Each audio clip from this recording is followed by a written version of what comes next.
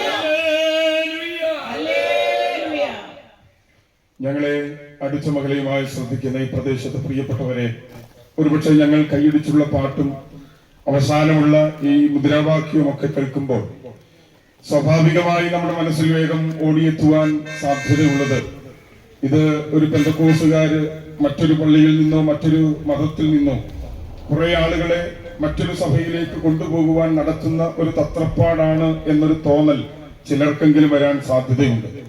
അതുപോലെ മറ്റു ചില ആളുകൾ ഒരുപക്ഷെ മുദ്രാവാക്യമൊക്കെ കേട്ടപ്പോൾ ഇത് ഏതെങ്കിലും ഒരു രാഷ്ട്രീയ പ്രസ്ഥാനത്തിന്റെ പ്രോഗ്രാമാണ് എന്ന തോന്നൽ നിങ്ങൾക്കൊരു പക്ഷെ ഉണ്ടായേക്കാം. ഒരു കാര്യം ഞാൻ ഓർമ്മപ്പെടുത്തട്ടെ, ഇന്ന് പകലിൽ ഞങ്ങൾ ഈ പൊതു സ്ഥലത്ത് നിന്നുകൊണ്ട് ഇങ്ങനെ നിങ്ങളെ അഭിസംബോധന ചെയ്യുമ്പോൾ ഞങ്ങൾക്കറിയാം ഇങ്ങനെയുള്ള തോന്നലുകളൊക്കെ നിങ്ങളുടെ എല്ലാവരുടെയും മനസ്സിലുണ്ടാകുമെന്ന്. ഉള്ളപ്പോഴും ഞങ്ങൾ ഇങ്ങനെ നിൽക്കാൻ കാരണം എന്തെന്ന് ചോദിച്ചാൽ ഓരോ യാത്രകളിലും വ്യത്യസ്തമായ അനുഭവങ്ങളാണ് ഞങ്ങളുടെ ജീവിതത്തിലുള്ളത്. അനേക പ്രിയപ്പെട്ടവർ വല്ലാതെ അസമാധാനപ്പെട്ടുകൊണ്ടിരിക്കുകയാണ്. കഴിഞ്ഞ ദിവസം ഞങ്ങൾ ഒരു സ്ഥലത്ത് ചെന്നപ്പോൾ ആ ദേശത്തുള്ള ആളുകൾ ഓടി ഞങ്ങളുടെ അടുക്കൽ വന്നിട്ട് പറഞ്ഞു, നിങ്ങൾ ഇതുപോലെയൊക്കെയുള്ള പ്രോഗ്രാം ചെയ്യണം. ഞങ്ങൾ പ്രസംഗിച്ചുകൊണ്ടിരിക്കുമ്പോൾ വന്ന് കരത്തെ ചേർത്ത് പിടിക്കുകയും അവിടെയുള്ള പ്രാദേശിക സ്ഥലങ്ങളിലുള്ള ആളുകൾ ഞങ്ങൾക്ക് ആവശ്യമായിട്ടുള്ള വെള്ളവും മറ്റ് ജ്യൂസും ഒക്കെ തരുമ്പോൾ ഞങ്ങൾക്കൊരു കാര്യം ഉറപ്പാണ്, ഈ നാട് ഇത് ആഗ്രഹിക്കുന്നുണ്ട്. വാസ്തവത്തിൽ ഇന്ന് പകൽ ഞങ്ങൾ നിങ്ങളുടെ മുൻപിൽ ഈ നിലയിൽ നിൽക്കുമ്പോൾ ഒരു കാര്യം ഉറപ്പാണ്, ഈ സന്ദേശമൊന്നും വെറുതെയാകത്തില്ല.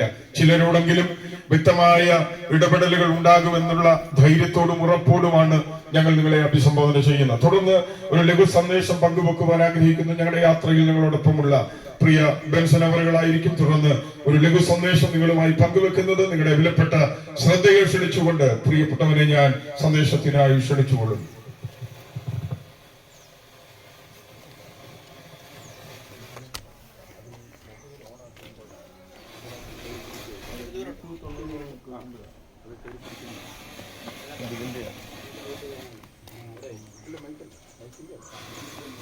ഈ ശബ്ദപരിധിയിൽ ദൂരത്തും ചാരത്തുമായി ഞങ്ങളെ ശ്രദ്ധിക്കുന്ന നല്ലവരായ എല്ലാ ദേശനിവാസികൾക്കും വേഗം വരുന്ന രക്ഷിതാവായ യേശുക്രിസ്തുവിന്റെ ധന്യനാമത്തിൽ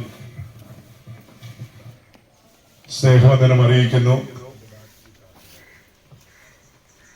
ഇന്ന് രാവിലെ ഇവിടെ അടുത്തുള്ള ഇന്ത്യ ഗോസ്പൽ ചാരിറ്റബിൾ ട്രസ്റ്റിന്റെയും പത്തനാപുരം കേന്ദ്രമായി പ്രവർത്തിക്കുന്ന കപ്പേ ഗോസ്പൽ മിനിസ്ട്രീസിന്റെയും നേതൃത്വത്തിൽ നടത്തപ്പെടുന്ന ലഹരിക്കെതിരെയുള്ള ഒരു ബോധവൽക്കരണ സന്ദേശ യാത്രയുടെ ഭാഗമായിട്ടാണ് ഈ പ്രദേശങ്ങളിൽ ഞങ്ങളായിരിക്കുന്നത്. എന്റെ പ്രിയ സ്നേഹിതൻ ബിർജി നിങ്ങളോട് അറിയിച്ചതുപോലെ നമ്മുടെ നാടും നഗരങ്ങളും വല്ലാതെ തകർന്നുകൊണ്ടിരിക്കുന്ന ഈ കാലഘട്ടങ്ങളിൽ മദ്യവും മയക്കുമരുന്നും നമ്മുടെ നാടിനെയും നഗരങ്ങളെയും വല്ലാതെ തകർത്ത് നമ്മുടെ യുവാക്കളെ, നമ്മുടെ കുഞ്ഞുങ്ങളുടെയൊക്കെ ഭാവിയെ വല്ലാതെ പിച്ചു ചീന്തുന്ന ഒരു കാലഘട്ടത്തിൽ അങ്ങനെയുള്ളവരെ ബോധവൽക്കരിക്കുക, കരഞ്ഞ് ജീവിക്കുന്ന ചില ഭവനങ്ങളെ സന്ദർശിക്കുക എന്നുള്ള ആഗ്രഹത്തോടാണ് ഇന്ന് പകൽക്കാലം ഞങ്ങൾ ഇങ്ങനെയുള്ള പ്രദേശങ്ങളായിരിക്കുന്നത്. നമ്മുടെ നാട് ഈ കാലഘട്ടങ്ങളിൽ നേരിടുന്ന ഈ പ്രതിസന്ധിക്കകത്ത് നിന്ന് നമ്മുടെ കുഞ്ഞുങ്ങളെ, നമ്മുടെ യുവാക്കളെ, നമ്മുടെ പ്രിയപ്പെട്ടവരെയൊക്കെ തിരിച്ചു വിളിക്കാൻ നമ്മൾക്ക് ആഗ്രഹമുണ്ട്.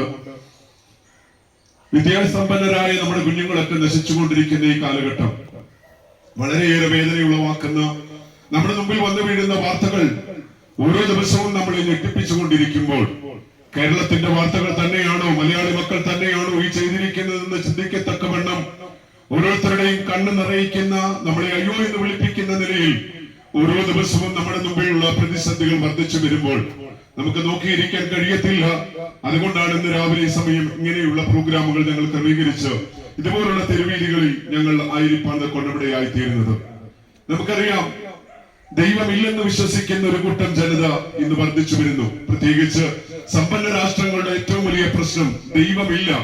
ഇതൊക്കെ തനിയെ ഉണ്ടായി വന്നു, എവിടുന്നോ പൊട്ടി വീണു, ഏതോ വലിയ ഒരു പൊട്ടലിൽ കൂടെ എല്ലാം സംഭവിച്ചു എന്ന് ചിന്തിക്കുന്ന വലിയ വ്യത്യസ്തമായ ചിന്തകളിലേക്ക് മനുഷ്യൻ കടന്നു പോകാൻ കൊണ്ടുപടിയായിട്ടുണ്ട്. എന്നാൽ നല്ലൊരു ശതമാനം മനുഷ്യരെ മനസ്സിലാക്കുന്നത് ഇതൊന്നുമല്ല, ദൈവമെന്ന ഒരാളുണ്ട്, ആകാശത്തെയും ഭൂമിയെ സൃഷ്ടിച്ചൊരുവനുണ്ട്, മനുഷ്യനെ ഒഴിവാക്കുന്ന ഒരു ദൈവമുണ്ട്, സകലത്തിന്റെയും പിന്നിൽ ഒരു ദൈവത്തിന്റെ കരമുണ്ടെന്ന് നല്ലൊരു ശതമാനം മനുഷ്യരും വിശ്വസിക്കുന്നു. അവരുടെ ഉള്ളിന്റെ ഉള്ളിൽ എപ്പോഴും ചിന്തിക്കുന്ന ഒരു കാര്യമുണ്ട്, ദൈവത്തിന് വിരോധമായി എപ്പോഴും പ്രവർത്തിക്കുന്ന പിശാചിന്റെ കരവും അതുപോലെ തന്നെ മനുഷ്യന്റെ പിന്നിൽ പ്രവർത്തിക്കുന്നുണ്ട് എന്നുള്ള സത്യാവസ്ഥ ദൈവവിശ്വാസികളായ ഓരോ മനുഷ്യന്റെയും ഹൃദയങ്ങളിലുണ്ട്. അത് തന്നെയാണ് ഇന്ന് പകൽക്കാലം ഞങ്ങൾ നിങ്ങളോട് പരിചയപ്പെടുത്തുവാൻ ആഗ്രഹിക്കുന്നത്. മനുഷ്യരാരും തെറ്റിപ്പോയതും പാപത്തിൽ വീണുപോയതും മദ്യത്തിനും മയക്കുമരുന്നിനും അടിമയായി തീരുന്നതും അവന്റെ പ്രത്യേക ആഗ്രഹം കൊണ്ടൊന്നുമല്ല.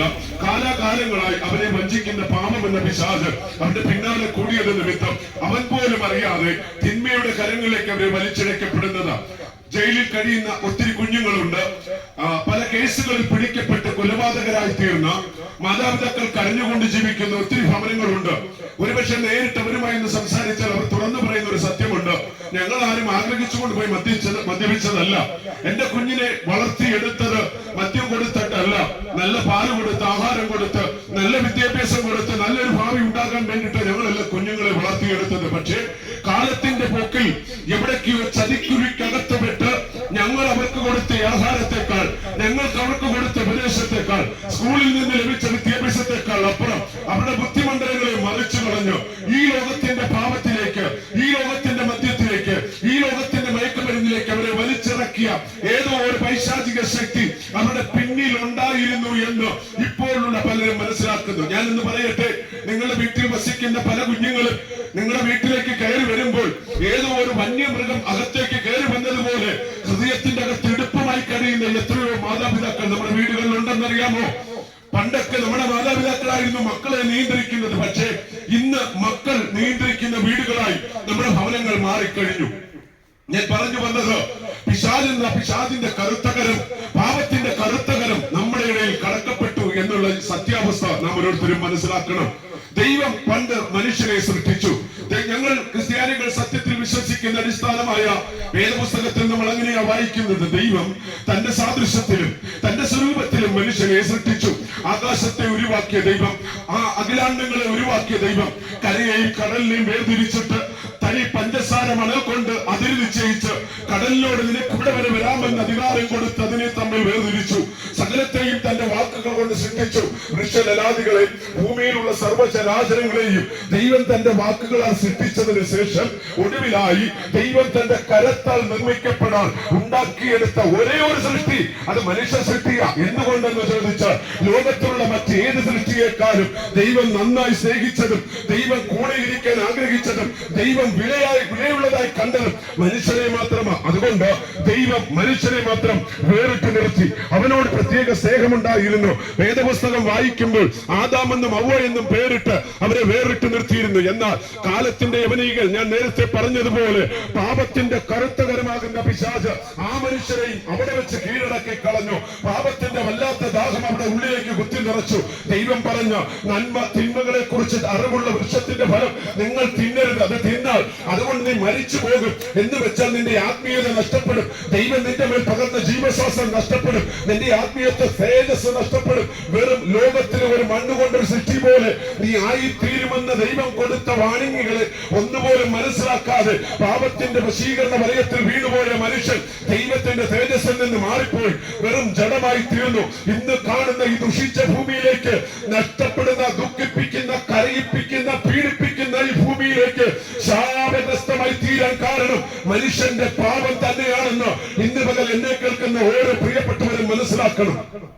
ആ പാപത്തിൽ വീണുപോയ മനുഷ്യൻ, നന്മ തിന്മകളെ കുറിച്ച് അറിവിന്റെ വൃക്ഷഫലം തിന്ന മനുഷ്യൻ പിന്നീട് ദൈവത്തോട് മത്സരിക്കാൻ കാണുന്ന വലിയൊരു വ്യഗ്രതയെ നമ്മൾ കാണുന്നത്. നന്മ എന്തെന്നും തിന്മ എന്തെന്നും ദൈവം അവന് പറഞ്ഞു കൊടുത്ത സ്ഥാനത്ത് നിന്ന് അവൻ സ്വയം തീരുമാനിക്കാൻ തുടങ്ങി. ദൈവം ആരെന്ന് ഞാൻ തീരുമാനിക്കും, ദൈവം എങ്ങനെ ഇരിക്കണമെന്ന് ഞാൻ തീരുമാനിക്കും, ലോകത്തെ എങ്ങനെ നടത്തണമെന്ന് ഞാൻ തീരുമാനിക്കും, എവിടെ നിൽക്കണമെന്ന് ഞാൻ തീരുമാനിക്കും. നോക്കിയേ, ദൈവം മനുഷ്യന് കൊടുത്ത മനുഷിക സ്വഭാവത്തിൽ നിന്ന് വ്യതിചരിച്ച് അവന്റേതായ വ്യക്തിപരമായ തീരുമാനങ്ങളിലേക്ക് കടന്നു പോകാൻ ശ്രമിക്കുന്നതാണ് പൈശാചികത. ഞാൻ പറയട്ടെ, മയക്കുമരുന്ന് കൊണ്ട് എന്താ സംഭവിക്കുന്നത്? മയക്കുമരുന്നിന്റെ യഥാർത്ഥ അർത്ഥം തന്നെ നോക്കിയേ, മനുഷ്യരെ മയക്കി കളയുന്ന മരുന്ന്. എന്താ മയക്കി കളയുക എന്ന് പറഞ്ഞാൽ, ദൈവം ഒരു മനുഷ്യനെ സൃഷ്ടിച്ചിറക്കുമ്പോൾ സ്വാഭാവികമാകുന്ന ബുദ്ധി കൊടുത്ത്, യുക്തി കൊടുത്ത്, തിരിച്ചറിവ് കൊടുത്ത്, തിരഞ്ഞെടുക്കപ്പെടാനുള്ള തേജസ് കൊടുത്ത് ദൈവത്തെ പോലെ സൃഷ്ടിച്ച ഈ ഭൂമിയിലേക്ക് ഓരോ കുഞ്ഞിനെയും ദൈവം സൃഷ്ടിച്ചയക്കുന്നത്. എന്നാൽ അവന്റെ ജീവിതത്തിന്റെ അറിവും ജ്ഞാനവും ഉണ്ടാകുന്ന കാലഘട്ടം വരുമ്പോഴത്തേക്ക് നോക്കിയേ, മദ്യത്തിനും മയക്കുമരുന്നിനും പുറകിലേക്ക് അവൻ ഇറങ്ങിത്തിരിക്കുന്നു. ഞാൻ നേരത്തെ പറഞ്ഞതുപോലെ ഒരപ്പനും അമ്മയും അതിനുവേണ്ടി പ്രേരിപ്പിച്ചില്ല, ആരും അവന്റെ പുറകെ നടന്നില്ല. പക്ഷേ എവിടെയോ ശത്രു ഒരുക്കി വെച്ച ചതിക്കുഴിക്കകത്ത്, പാപത്തിനകത്തേക്ക് ഈ മനുഷ്യർ വീണുപോയപ്പോൾ തിരിച്ചു കയറാൻ കഴിയാതെ വല്ലാതെ വലച്ചു കളയുന്ന ജീവിതാനുഭവങ്ങൾ. അതാ ഞാൻ പറഞ്ഞത്, പാപത്തിന്റെ കറുത്തകരം മനുഷ്യനുണ്ടായിരുന്നു. ദൈവം സ്വാഭാവികമായി ഒരു മനുഷ്യന് നല്ല ബുദ്ധി കൊടുത്തിട്ടുണ്ട്. വാഹനം ഡ്രൈവ് ചെയ്യുന്ന ഒരു മനുഷ്യനോട് ചോദിച്ചാൽ അവന് ഡ്രൈവ് ചെയ്യേണ്ട ഒരു സൈഡുണ്ട്. വാഹനത്തിനെ ഓടിക്കുമ്പോൾ റോഡിൽ കൂടെ പോകേണ്ട നിയമങ്ങളുണ്ട്. അവന്റെ ടൗണിൽ പാലിക്കേണ്ട നിയമങ്ങളുണ്ട്. ഒരു സിഗ്നൽ കണ്ടാൽ പാലിക്കേണ്ട നിയമങ്ങളുണ്ട്. ഇതൊക്കെ കൃത്യമായി പാലിച്ചു പോകുന്നത് കൊണ്ട് ഇവിടുത്തെ ഗവൺമെന്റ് അവന് സ്ഥിരമായി ഒരു ലൈസൻസ് പുതുക്കി അവന്റെ കയ്യിൽ നൽകിയിരിക്കുന്നത്. കാരണം നിന്റെ സ്വാഭാവിക ബുദ്ധി വർക്ക് ചെയ്യുന്നുണ്ട്. അതുകൊണ്ട് നിനക്ക് നന്നായി വാഹനം ഓടിക്കാൻ കഴിയും. അതൊരു അംഗീകാരമായിട്ട് ഒരു ലൈസൻസ് അവന്റെ കരത്തിൽ കൊടുത്ത് വിടുന്നത്. എന്നാൽ മയക്കുമരുന്ന് കഴിക്കുന്ന ഒരു മനുഷ്യൻ അവന്റെ സ്വാഭാവിക ബുദ്ധി, അവന്റെ സ്വാഭാവികമാകുന്ന ജ്ഞാനത്തെ മറിച്ചു കളഞ്ഞിട്ട് മറ്റൊരു ലോകത്തിലേക്ക് കടന്നു പോകുന്നു. MDMA കഴിക്കുന്ന ഒരു പയ്യൻ ഒരിക്കൽ തന്റെ വിശദീകരണം പറയുന്നത് ഞാൻ ശ്രദ്ധിച്ചു. അവൻ പറഞ്ഞത് ഇങ്ങനെയാ, ഈ മരുന്ന് ഒന്ന് കഴിച്ചു, അകത്തേക്ക് കയറി ചെന്നു, തലച്ചോറിലേക്ക് എന്തോ ഇരച്ചു കയറുന്നതായ ഒരു ഭാവം തോന്നി, രക്തം മുഴുവൻ തലച്ചോറിലേക്ക് വന്നു കയറുന്ന ഒരു പ്രസരിപ്പ്. അതിനുശേഷം ഞാൻ എവിടെ നിൽക്കുന്നത്, ഞാൻ എന്താ ചെയ്യുന്നതെന്നുള്ള ബുദ്ധി മുഴുവൻ എന്റെ മുമ്പിൽ നിന്ന് മാഞ്ഞുപോയി. എന്റെ അപ്പനാരാന്ന് എനിക്ക് തിരിച്ചറിയാൻ കഴിയുന്നില്ല, എന്റെ അമ്മയെ തിരിച്ചറിയാൻ കഴിയുന്നില്ല, എന്റെ കൂടെപ്പിറപ്പുകളെ തിരിച്ചറിയാൻ കഴിയുന്നില്ല. ആരെയും കൊല്ലാൻ, എന്തും ചെയ്യാൻ മടിക്കാത്തൊരു ശരീരമായി എന്റെ ശരീരം മാറിക്കഴിഞ്ഞു. ഞാൻ പറയട്ടെ സ്നേഹിത, ഇതാണ് നമ്മുടെ സമൂഹത്തിൽ മയക്കുമരുന്ന് ചെയ്യുന്നത്. ദൈവം സൃഷ്ടിച്ചപ്പോൾ നല്ല തലച്ചോറ് കൊടുത്ത്, നല്ല കൈകാലുകൾ കൊടുത്ത്, നല്ല ശരീരം കൊടുത്ത്, നല്ല മനുഷ്യനായി അവനെ ഈ ഭൂമിയിൽ അവതരിപ്പിച്ചപ്പോൾ അവൻ മയക്കുമരുന്ന് കഴിച്ചിട്ട് സ്വാഭാവിക ബുദ്ധി മറന്ന് ശരീരത്തെ വികൃതമാക്കി, ചിന്തകൾക്ക് വിപരീതമായി, നാട്ടുകാർക്ക് വേദനയായി, മാതാപിതാക്കൾക്ക് വേദനയായി മാറുന്നു. ഇന്ന് പകൽ എന്നെ കേൾക്കുന്ന സ്നേഹിത, ഇതെന്താണെന്നറിയാമോ? ദൈവം നിനക്ക് തന്ന ശരീരത്തിന് വിരോധമായി പ്രവർത്തിക്കാൻ നിന്റെ പിന്നിൽ പ്രവർത്തിക്കുന്ന പിശാചിന്റെ കരമാണെന്ന് എന്നെ കേൾക്കുന്ന സ്നേഹിതർ മറന്നുപോകരുത്. നമ്മൾ വസിക്കുന്നത് കേരളം എന്നൊരു മണ്ണിലാണ്. എത്രയോ നല്ല സംസ്കാരമുള്ള ഒരു മണ്ണ്, എത്രയോ നവോത്ഥാന നായകന്മാർ ഉദിച്ചുയർന്ന മണ്ണ്. 100-150 വർഷങ്ങളിലേക്ക് പുറകിലേക്ക് തിരിഞ്ഞു നോക്കിയ നമ്മുടെ നാട്ടിലൊക്കെ നല്ല പണ്ഡിതന്മാരുണ്ടായിരുന്നു, നല്ല കവിവരന്മാരുണ്ടായിരുന്നു. നാടിനൊക്കെ വലിയ മാറ്റങ്ങൾ സംഭവിച്ചു. റോഡ് മാറി, വീട് മാറി, ആശുപത്രികൾ മാറി, വസ്ത്രധാരണങ്ങൾ മാറി, എല്ലാത്തിനും വലിയ ചേഞ്ച് നമ്മുടെ ജീവിതത്തിൽ വന്നു കഴിഞ്ഞു. നമ്മുടെ നാടിനൊരു പ്രത്യേകതയുണ്ട്. ഇന്ത്യയിലെ ഏറ്റവും നല്ല സാക്ഷരതയുള്ള നാട് അത് നമ്മുടെ നാട് തന്നെയാണ്. ഇന്ത്യയിൽ ഏറ്റവും നല്ല പ്രകൃതി ഭംഗിയുള്ള വിനോദസഞ്ചാരികൾ ഏറ്റവും കൂടുതൽ വന്നു പോകുന്ന നാട് അത് നമ്മുടെ കേരള നാടാ. ഈ രണ്ട് അഭിമാനവും ഒരു തൂവൽ പോലെ നമ്മൾ ചാർത്തി വെക്കുമ്പോൾ മറ്റൊരു ഭാഗത്തുകൂടെ ഞാൻ ചേർത്ത് പറയട്ടെ, ഇന്ത്യയിൽ ഏറ്റവും കൂടുതൽ അക്രമങ്ങൾ നടക്കുന്നത്, പീഡനങ്ങൾ നടക്കുന്നത്, കൊലപാതകങ്ങൾ നടക്കുന്നത് നമ്മൾ ഈ പറഞ്ഞ സാക്ഷരതയുള്ള കേരളത്തിൽ തന്നെ. എന്തുകൊണ്ടാ? നമ്മുടെ മക്കൾ MDMA തേടി പോകാൻ ശ്രമിക്കുന്നു, മയക്കുമരുന്ന് തേടി പോകാൻ ശ്രമിക്കുന്നു. മദ്യം ഒരു സ്ഥിര വരുമാനമായി, നമ്മൾ വീട്ടിൽ കഴിക്കുന്ന ചോറിന്റെ കൂടെ ആഹാരത്തിന്റെ ഒരു പാർട്ടായി മദ്യം എന്ന് മാറിക്കഴിഞ്ഞു. നമ്മുടെ തലമുറകളെ ഈ മദ്യം വല്ലാതെ പിച്ചു ചീന്തുമ്പോൾ എന്നെ കേൾക്കുന്ന സ്നേഹിത, വാർത്ത കണ്ട് അയ്യോ എന്ന് വിളിച്ചാൽ പോരാ, നമ്മുടെ തലമുറകളെ തിരിച്ചു വിളിക്കാനുള്ള ഒരു കടപ്പാട് നമ്മുടെ മേലുണ്ട്. ഒരുപക്ഷെ നിങ്ങൾ പറയും, ഇങ്ങനെയുള്ളവരെ നീതീകരിക്കാനും ഇങ്ങനെയുള്ളവരെ നേരെയാക്കാനുമല്ലേ നമ്മുടെ സമൂഹത്തിൽ പോലീസുകാരുള്ളത്, നിയമങ്ങളുള്ളത്, സർക്കാരുള്ളത്. എന്നെ കേൾക്കുന്ന സ്നേഹിത, നിങ്ങളൊന്ന് നോക്കിക്കേ, നമ്മുടെ പോലീസ് അറസ്റ്റ് ചെയ്ത് ജയിലിൽ കൊണ്ടിട്ട എത്ര പേരെയാണ് മദ്യം മതിയാക്കി, മയക്കുമരുന്ന് മതിയാക്കി ഇറങ്ങിയതൊന്നുമല്ല. ഇവർ കയറിപ്പോയ ആ സംവിധാനത്തിൽ നിന്ന്, ജയിലിനകത്ത് നിന്ന് അധികം ക്രൂരമായ കുറ്റവാളികളായി പുറത്തിറങ്ങിയതേ ഉള്ളൂ. അതല്ലായിരുന്നെങ്കിൽ ചെന്താമരയെ പോലൊരു മനുഷ്യൻ ജയിലിൽ നിന്ന് പുറത്തിറങ്ങി രണ്ടാമതൊരു കൊലപാതകം ചെയ്യാൻ ഓടിപ്പോകത്തില്ലായിരുന്നു. ഇനിയും മതിയായില്ല എന്ന് ചോദിക്കുമ്പോൾ പിന്നെയും കൊല്ലാനുള്ള വ്യഗ്രതയോട് ആ മനുഷ്യൻ വല്ലാതെ നിന്ന് പരിഭ്രമപ്പെടുകയാ. എന്തുകൊണ്ടാ? കാരണം അവന്റെ ശരീരം മുഴുവൻ പാപം കൊണ്ട് നിറഞ്ഞിരിക്കുന്നു. ഇന്ന് പകൽ എന്നെ കേൾക്കുന്ന സ്നേഹിത, നിന്റെ ബുദ്ധിമണ്ഡലത്തെ പിശാച് നിയന്ത്രിക്കുന്നത് കൊണ്ടും പാപം നിന്നെ വല്ലാതെ വലിച്ചിഴക്കുന്നത് കൊണ്ടുമാ പാപത്തിലേക്ക് വീഴാൻ നിന്റെ ശരീരത്തെ വല്ലാതെ പ്രേരിപ്പിക്കുന്നത്. ഞാൻ പറഞ്ഞു തരുന്ന ഘടകം, ആ പാപത്തിൽ നിന്ന് രക്ഷപ്പെടാൻ നമ്മൾ ശ്രമിച്ചേ പറ്റത്തുള്ളൂ. നിയമങ്ങൾക്ക് കഴിയുന്നില്ല, എക്സൈസിന് കഴിയുന്നില്ല, രാഷ്ട്രീയ പാർട്ടികൾ മാറി മാറി വരുന്നു, ചെയ്യാവുന്നിടത്തോളം ചെയ്യുന്നു, തൂഫാനൊക്കെ നമ്മളിവിടെ ആഞ്ഞടിക്കുന്നുണ്ട്. കഴിഞ്ഞ ദിവസം നമ്മൾ കണ്ടു, സ്കൂളിൽ വിദ്യാലയത്തിൽ നമ്മുടെ കുഞ്ഞുങ്ങൾക്ക് നല്ല പാഠങ്ങൾ പകർന്നു കൊടുക്കാൻ വളരെ സന്തോഷത്തോടെ ആഹാരമൊരുക്കി, ബാഗൊരുക്കി, നല്ല ബുക്കുകൾ മേടിച്ച്, യൂണിഫോം ഒരുക്കി സ്കൂളിൽ പറഞ്ഞു വിടുന്ന നമ്മുടെ കുഞ്ഞുങ്ങളെ പഠിപ്പിക്കാനിരിക്കുന്ന അധ്യാപികമാർ പോലും MDMA വിൽക്കുന്ന ഭാഗമായി, മയക്കുമരുന്നിന്റെ ഭാഗമായി മാറുമ്പോൾ ഈ നാടിനെ നമുക്ക് വിശ്വസിക്കാൻ കഴിയുന്നില്ല. നമ്മുടെ നിയമ സംവിധാനങ്ങളെ വിശ്വസിക്കാൻ കഴിയുന്നില്ല. മനുഷ്യനെങ്ങനെ രക്ഷപ്പെടുമെന്നോർത്ത് വല്ലാതെ ഒരു കുത്തൊഴുക്കിൽ അകപ്പെട്ടതുപോലെ നമ്മുടെ നാടും നഗരങ്ങളും വല്ലാതെ തകർച്ചയിലേക്ക് കടന്നു പോകുമ്പോൾ എന്നെ കാണുന്ന, എന്നെ കേൾക്കുന്ന സ്നേഹിത, നമ്മുടെ നാടിനെ തിരിച്ചു പിടിക്കാൻ നമ്മുടെ നാടിനോ സംവിധാനങ്ങൾക്കോ നിയമങ്ങൾക്കോ കഴിയാതിരിക്കുമ്പോൾ എങ്ങനെ തിരിച്ചു വരാമെന്നും എന്തുകൊണ്ട് നമുക്ക് പാപത്തിൽ നിന്ന് മാറി നിൽക്കാമെന്നുമുള്ള വരികളാ ഞങ്ങൾ ഇന്ന് പകൽ പറയുവാൻ ആഗ്രഹിക്കുന്നത്. ഞാൻ നേരത്തെ ഓർമ്മിപ്പിച്ചല്ലോ, ദൈവം തന്റെ കരത്താൽ നിർമ്മിച്ച്, ദൈവം തന്റെ ജീവശ്വാസമുതി, ദൈവം തന്നെ പേരിട്ട്, ദൈവം തന്നെ നിർത്തിയിരിക്കുന്ന മനുഷ്യൻ ദൈവത്തിന്റെ കരം വിട്ട് പുറത്തു പോയെങ്കിലും അതുപോലെ ആ മനുഷ്യനെ തള്ളിക്കളയാൻ ദൈവം ഇന്നും തയ്യാറായിട്ടില്ല കേട്ടോ. ഇന്നേക്ക് 2000 വർഷങ്ങൾക്ക് മുമ്പ് കൈവിടപ്പെട്ടു പോയ മനുഷ്യനെ, ദൈവത്തിന്റെ സ്നേഹത്തിൽ നിന്ന്, ദൈവത്തിന്റെ തേജസ്സിൽ നിന്ന് മാറിപ്പോയ മനുഷ്യനെ തിരിച്ചു വിളിക്കാൻ അവൻ 2000 വർഷങ്ങൾക്ക് മുമ്പ് സ്വർഗലോകം വിട്ട് ഭൂമിയിലേക്ക് ഇറങ്ങി വന്നു. ഒരു മനുഷ്യന് തുല്യനായി നമ്മളോടൊപ്പം ഭൂമിയിൽ പാർത്തു. 33 തിരുവയസ് വരെ ഈ ഭൂമിയിൽ അങ്ങോളം ഇങ്ങോളം ഓടി നടന്നു. സകലവിധ മാനവജാതിക്കും താൻ ദൈവമാണെന്നും ഒരു ഭാഗം കൊണ്ട് മനുഷ്യനാണെന്നും ബോധ്യം വരുത്തി. ഒടുവിൽ താൻ ഒരു കാൽവരിയിൽ ഒരു മൃഗത്തെ പോലെ യാഗമായി പിച്ചു ചീന്തിപ്പോയ ഒരു വസ്ത്രം പോലെ കാൽവരിയിൽ സ്വയം തകർക്കാൻ തന്റെ ശരീരം ഏൽപ്പിച്ചു കൊടുത്ത, ഇന്ന് പകൽ ആ മരണത്തിന് ഏൽപ്പിച്ചു കൊടുത്ത യേശു ക്രിസ്തുവിന്റെ രക്തത്താൽ എന്നെ കേൾക്കുന്ന സ്നേഹിത, നിനക്ക് പാപത്തിൽ നിന്ന് മോചനമുണ്ട്. ഇന്ന് ഈ ലോകത്തിൽ നായകന്മാരെ ഒത്തിരി പേരെ കാണാം, ലോകത്തെ രക്ഷിക്കാൻ ഇറങ്ങിത്തിരിച്ച ഒത്തിരി പേരെ കാണാം, സമൂഹത്തിന് നല്ല പങ്ക് വഹിച്ച, നല്ല പേര് നൽകിക്കൊടുത്ത ഒത്തിരി പേരെ കാണും. പക്ഷെ അവർക്കോ അവരുടെ രക്തങ്ങൾക്കോ അവരുടെ സംഘടനകൾക്കോ ഒരു മനുഷ്യനെയും അവന്റെ പാപത്തിൽ നിന്ന് രക്ഷിക്കാൻ കഴിയാതിരിക്കുമ്പോൾ ഇന്നായിക്ക് 2000 വർഷങ്ങൾക്ക് മുമ്പ് കാൽവരിയിൽ പിച്ചു ചീന്തപ്പെട്ട യേശു ക്രിസ്തുവിന്റെ ശരീരം, ആ മരണം നിന്നോട് വിളിച്ചു പറയുന്നു, സ്വർഗത്തിലെ ദൈവം തന്നെ നിന്റെ പാപത്തിന് പരിഹാരം വരുത്തി ഇന്നും അവൻ സ്വർഗത്തിൽ വസിക്കുന്നു. യേശു ക്രിസ്തുവിൽ വസിച്ചാൽ, യേശു ക്രിസ്തുവിൽ വസിച്ചാൽ, യേശു ക്രിസ്തുവിനെ നിന്റെ രക്ഷകനായി സ്വീകരിച്ചാൽ നിന്റെ ജീവിതത്തിന്റെ സകല പാപത്തെയും മുറിച്ചു കളഞ്ഞിട്ട് ഒരു പുതിയ അധ്യായം തുറക്കുന്നത് പോലെ നിന്റെ ജീവിതത്തെ മാറ്റിമറിക്കാൻ ഞങ്ങൾ ഇന്ന് ഉയർപ്പിക്കുന്ന, ഞങ്ങൾ ഇന്ന് ഓർമ്മിപ്പിക്കുന്ന യേശു ക്രിസ്തുവിന്റെ നാമത്തിന് കഴിയും. ഞങ്ങൾ ഏതെങ്കിലും വർഗീയത വിളിച്ച് പറയുകയല്ല സ്നേഹിത, ഏതെങ്കിലും മതപ്രഭാഷണമല്ല. ഞങ്ങളുടെ പിതാക്കന്മാരൊക്കെ ഇതുപോലുള്ള കവലകളിൽ ഇന്നലകൾ ഇറങ്ങി ഒത്തിരി ശബ്ദമുയർത്തി, ഒത്തിരി പ്രസംഗിച്ചു. എന്നാൽ അതൊന്നും വേണ്ട രീതിയിൽ മുൻപോട്ട് കൊണ്ടുപോകാൻ കഴിഞ്ഞില്ല. പലരും ഉപദ്രവിക്കപ്പെട്ടു, പലരും അപമാനിക്കപ്പെട്ടു, പലരും ജയിലിൽ അടയ്ക്കപ്പെട്ടു.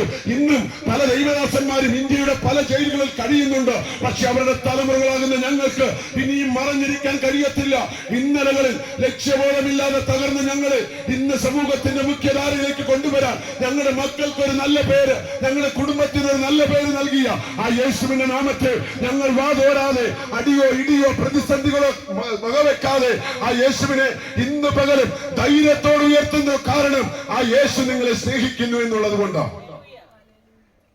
ഞങ്ങൾ ആരും ഇതിന്റെ പേരിൽ ബസ് തടയാൻ വന്നിട്ടില്ല, നാട് തല്ലിപ്പൊട്ടിക്കാൻ ഇറങ്ങിയിട്ടില്ല, ഒരിടത്തും സമരം ചെയ്തിട്ടില്ല. സാവധാനത്തോടെ സന്തോഷത്തോടെ ഇന്ന് നിങ്ങളോട് ഈ സുവിശേഷം വിളിച്ചു പറയുന്നതിന്റെ പിന്നിൽ ഒരേ ഒരു കാര്യം, ഞങ്ങളെ രക്ഷിച്ച ദൈവം ഞങ്ങളെ മാത്രമല്ല ഇന്ന് ഈ ഉലകത്തിൽ ജീവിക്കുന്ന ഓരോ മനുഷ്യനെയും അവന്റെ പാപത്തിൽ നിന്ന് രക്ഷിക്കാൻ ഒരേ ഒരു ദൈവമേ ഉള്ളൂ, അത് യേശുക്രിസ്തുവായതുകൊണ്ട് ഞങ്ങൾ ഇന്ന് പകൽക്കാലം ഉയർത്തുന്നു. ഒരു പക്ഷെ ഞങ്ങൾ ഈ ലോകം വിട്ടുപോയാലും നാളെ ഞങ്ങളുടെ തലമുറകൾ ഇതുപോലെ ജംഗ്ഷനിൽ നിന്ന് യേശുവിന്റെ സ്നേഹത്തെ ഓർമ്മിപ്പിക്കും. കാരണം മറ്റൊന്നുമല്ല സ്നേഹിത, വർഗീയതയല്ല, സഭയല്ല, സംഘടനയല്ല. അതിനപ്പുറം നിന്നെ യേശുവിന്റെ കരങ്ങളിൽ ഏൽപ്പിച്ച് നിനക്കൊരു സ്വർഗരാജ്യമുണ്ടെന്നും ഈ ഭൂമി കൊണ്ട് നീ നശിക്കരുതെന്നും, നിന്റെ ശരീരം നിന്റെ സ്വന്തമല്ലെന്നും, നിന്റെ ഉള്ളിലിരിക്കുന്ന പ്രാണൻ അത് ദൈവം തന്നതാണെന്നും, അതിനോടൊരിക്കൽ കണക്ക് ചോദിക്കുന്ന ഒരു സമയമുണ്ടെന്നും ബോധ്യപ്പെടുത്താനോ ഇങ്ങനെയുള്ള പ്രോഗ്രാമുകൾ ഞങ്ങൾ ക്രമീകരിക്കുന്നത്. അതുകൊണ്ട് എന്നെ കേൾക്കുന്ന സ്നേഹിത, വീട്ടിനകത്ത് വല്ലാതെ കണ്ണു നിറഞ്ഞ് മക്കളുടെ പോക്കൊടുത്ത് കരയുന്ന ഒരു വ്യക്തിയാണോ നീ? ഭർത്താവിന്റെ മദ്യപാനം കൊണ്ട് വല്ലാതെ വളഞ്ഞുപോയ ഒരു വ്യക്തിയാണോ? അല്ല, ഏതെങ്കിലും ശാരീരിക രോഗം കൊണ്ട് എഴുന്നേൽക്കാൻ കഴിയാതെ മരണം കത്ത് കഴിയുന്ന ഒരു വ്യക്തിയാണോ? നിന്നെ രക്ഷിക്കാൻ ഇന്ന് പകൽ യേശു ആഗ്രഹിക്കുന്നു. കേരളത്തിൽ ഇത്രയും സ്ഥലങ്ങൾ ഉണ്ടായിരുന്നിട്ടും ഈ ജംഗ്ഷനിൽ ഞങ്ങളെ കൊണ്ടുവന്ന് ഈ സ്നേഹത്തിന്റെ ദൂത് ഓർമ്മിപ്പിക്കുന്നതോ നിനക്ക് യേശുവിനെ കുറിച്ചൊന്ന് അറിയേണ്ടതിനും ആ യേശുവിൽ കൂടെ രക്ഷ നിന്റെ മേൽ വരേണ്ടതിനുമാണ്. ഇന്നലകളിൽ തള്ളിക്കളഞ്ഞിട്ടുണ്ടാകാം, ഇന്നലകളിൽ അപമാനിച്ചിട്ടുണ്ടാകാം, ഇന്നലകളിൽ ആരൊക്കെയോ മാറ്റി നിർത്തിയിട്ടുണ്ടാകാം. പക്ഷേ ഇന്നൊരിക്കൽ കൂടി ആ യേശുവിന്റെ സ്നേഹം നിന്റെ ഹൃദയത്തെ തേടി വരുമ്പോൾ, നിന്റെ കാതുകളിലേക്ക് യേശു നിന്നെ സ്നേഹിക്കുന്നുള്ള ദൂതെത്തുമ്പോൾ, സ്നേഹിത തള്ളിക്കളയല്ലോ. ഇന്ന് പകൽ നിന്റെ ഹൃദയത്തെ ഒന്ന് സമർപ്പിക്കാമോ? എനിക്ക് യേശുവിനെ വേണം, യേശുവിൽ കൂടെ രക്ഷയുണ്ടെങ്കിൽ അതിനുവേണ്ടി നീ ഒരു വിലയും കൊടുക്കണ്ട കേട്ടോ. ഒരു പള്ളിയിലും പോകണ്ട, ഒരു മലയിലും കയറി പോകണ്ട. ഇന്ന് പകൽ നീ ഇരിക്കുന്ന വീട്ടിൽ അത് അടുക്കളയെങ്കിൽ അടുക്കള, അവിടെ നിന്നുകൊണ്ട് ഹൃദയം തുറന്നു പറഞ്ഞ യേശുവേ, നിങ്ങൾ കൂടെ രക്ഷയുണ്ടെങ്കിൽ, നിങ്ങൾ കൂടെ ഒരു സമാധാനമുണ്ടെങ്കിൽ, നിങ്ങൾ കൂടെ ഒരു വിടുതലുണ്ടെങ്കിൽ അതെനിക്ക് വേണം. എന്റെ മക്കളെ ഒന്ന് മടക്കി വരുത്തണേ. മാതാവേ, പിതാവേ, നിന്റെ കണ്ണുനീർ മറികടന്നു പോകുന്ന ദൈവമല്ല, മനസ്സലിവുള്ള ദൈവം ഇന്ന് പകൽ നിന്നെ വിളിക്കുന്നു. ആ യേശുവിന്റെ ഇടയ്ക്കേക്ക് കടന്നു വരിക. ഒരു കാര്യം കൂടെ ഞാൻ പറഞ്ഞു എന്റെ സന്ദേശം ഇവിടെ അവസാനിപ്പിക്കാം. മനുഷ്യ ജീവിതം എന്നിങ്ങനെ മുമ്പോട്ട് പോകത്തില്ല കേട്ടോ. ആരൊക്കെയോ ചിന്തിക്കുന്നു കുറച്ച് പണം ഉണ്ടെങ്കിൽ എല്ലാം ശരിയാണെന്ന്. വെറുതെ കേട്ടോ.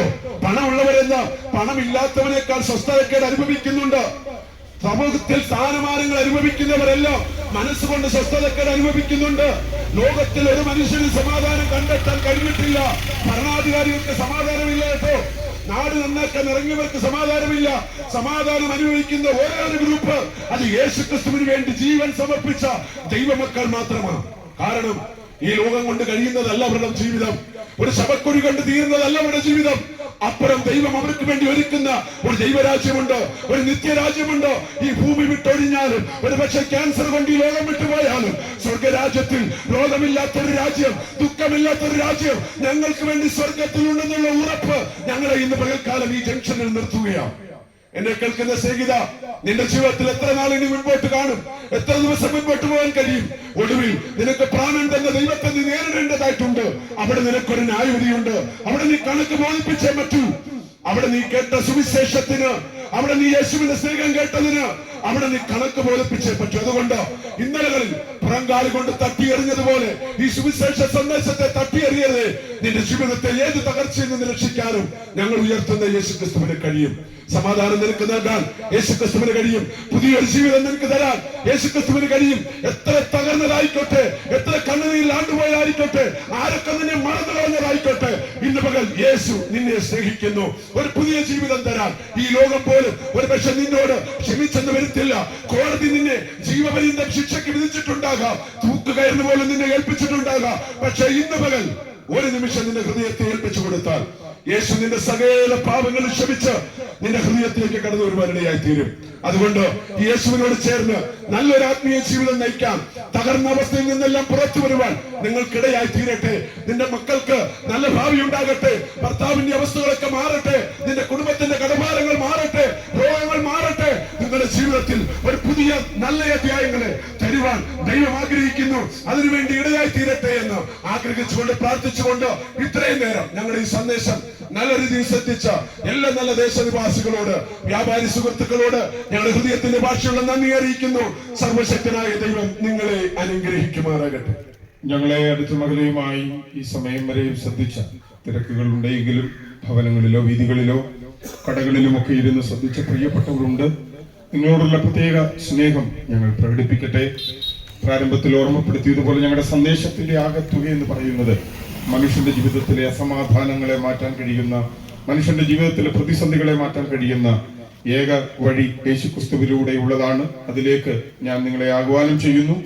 ഈ സമയത്ത് ഞങ്ങൾ ഇവിടുന്ന് പോകുന്നതിന് മുൻപ് ഈ ദേശത്തുള്ള നിങ്ങൾക്ക് വേണ്ടി ഒരു വാക്ക് പ്രാർത്ഥിച്ചു പോകാനാണ് ആഗ്രഹിക്കുന്നത്. ഈ പ്രാദേശിക സഭയുടെ ശുശ്രൂഷകനായിരിക്കുന്ന പ്രിയ ബിജു തെരകൻ കർത്തൃദാസൻ മുൻപോട്ട് കടന്നു വരികയും ഇപ്പോൾ പ്രാർത്ഥിക്കുകയും ചെയ്യും. പരിശുദ്ധനായ ദൈവമേ, സർവ്വസ്നേഹ പിതാവേ, അനുഗ്രഹിക്കപ്പെട്ട ഈ നല്ല സമയത്തിനായി പ്രാർത്ഥിക്കുന്നു. കർത്താവേ, ഈ മെസ്സേജ് കേട്ട അനേക കുടുംബങ്ങളുടെ ചുറ്റുപാടിൽ നിന്ന് ശ്രമിച്ചല്ലോ ദൈവമേ. ഇന്ന് കേൾക്കപ്പെട്ട ആ മെസ്സേജ് അവരുടെ കൂരിട്ടുകൃതകളെ തുറന്ന് മറ്റൊരിടത്തിലും രക്ഷയില്ല, രക്ഷിക്കപ്പെടുവാൻ ആകാശം കീഴിൽ മനുഷ്യരുടെ നൽകപ്പെട്ട വേറൊരു നാമവുമില്ല എന്ന് അവർ വിശ്വസിക്കേണ്ടതിന് അവരുടെ കുറവുകളെ ഏറ്റുപറഞ്ഞ് പരിശുദ്ധാത്മാവേ, എന്റെ പാപത്തിന്റെ മേൽ, എന്റെ രോഗത്തിന്മേൽ, എന്റെ കടഭാരത്തിന്മേൽ കർത്താവേ എന്റെ തലമുറയുടെ മേൽ ദൈവം സ്പർശിക്കുമാറാകണമെന്ന് പ്രാർത്ഥിക്കുന്ന ഏത് വ്യക്തിയായാലും, ഏത് ഇരുവായ്ക്കുള്ള മൂർച്ചയേറെ വാളിനേക്കാളും ആത്മാവിനെയും പ്രാണനെയും സന്ധ്യമോചനയും വേർപിടിക്കുമ്പോൾ തുളച്ചു ചെല്ലുന്ന ദൈവത്തിന്റെ ശക്തിയുടെ വചനം അവരുടെ ഹൃദയങ്ങളിലേക്ക് ആഴമായി പതിയുമാറാകട്ടെ എന്ന് ഞങ്ങൾ പ്രാർത്ഥിക്കുന്നു. ഈ ദേശത്തെ അനുഗ്രഹിച്ച് പ്രാർത്ഥിക്കുന്നു. ഹല്ലേലൂയ, സ്തോത്രം, ഹല്ലേലൂയ. ഈ ദേശത്തെ കർത്താവ്, ഈ ദേശത്തിലെ മദ്യപാനികളെ ഓർത്ത് പ്രാർത്ഥിക്കുന്നു. അവർ മാനസാന്തരപ്പെടുവാൻ, ഈ മെസ്സേജ് അവരുടെ ജീവിതത്തിൽ ഒരു അനുഗ്രഹമായി മാറുവാൻ കർത്താവെ അവിടെ നിങ്ങൾ വഴി തുറക്കുമാറാകണമെന്ന് പ്രാർത്ഥിക്കുന്നു. കർത്താവെ ഹല്ലേലൂയ. ഈ ഇവിടെ കടന്നു വന്ന് പ്രാർത്ഥിച്ച എല്ലാ പ്രിയപ്പെട്ടവരെയും ഞങ്ങളുടെ കരത്തിൽ ഏൽപ്പിക്കുന്നു. കർത്താവിന്റെ കരം കൂടിരിക്കുമാറാം, ദൈവപ്രവൃത്തി വെളിപ്പെടുമാറാകണം. വീണ്ടും ഞങ്ങൾ അടുത്ത സ്ഥലത്തേക്ക് പോകുന്നു. ദൈവം നിങ്ങളെ അനുഗ്രഹിക്കുമാറാകട്ടെ. ഈ സമയം വരെ ഞങ്ങളെ ശ്രദ്ധിച്ച എല്ലാവരോടുമുള്ള നന്ദിയും സ്നേഹവും അറിയിക്കുന്നതോടൊപ്പം തന്നെ ഇതിനെക്കുറിച്ച് കൂടുതലായി അറിയുവാനോ ഒരുപക്ഷെ നിങ്ങൾക്കൊരു പ്രാർത്ഥനയുടെ ആവശ്യകതയോ ഉണ്ടെങ്കിൽ ഞങ്ങളുടെ ഈ അസംബ്ലി സപ്പോർട്ട് സഭയിൽ ഒരു ദൈവദാസൻ ശുശ്രൂഷകൾക്ക് സഹായം ചെയ്യുന്നതായിരിക്കും. അവിടേക്ക് ഞങ്ങൾ നിങ്ങളെ സ്വാഗതം ചെയ്യുന്നു. എല്ലാവരോടുമുള്ള നന്ദിയും സ്നേഹവും അറിയിക്കുന്നു. ഈ സമയം ഈ മീറ്റിംഗ്, ഈ പ്രോഗ്രാം ഇവിടെ ഈ കടയുടെ മുൻപിൽ വെച്ച് നടത്തുവാൻ ഞങ്ങളെ അനുവദിച്ച ഈ സ്ഥാപനത്തിന്റെ ഉടമസ്ഥരോട് പ്രത്യേക നന്ദിയും സ്നേഹവും പ്രാർത്ഥനകളും നേർന്നുകൊണ്ട് നിർത്തുന്നു. ദൈവം ഏവരെയും അനുഗ്രഹിക്കുമാറാകട്ടെ.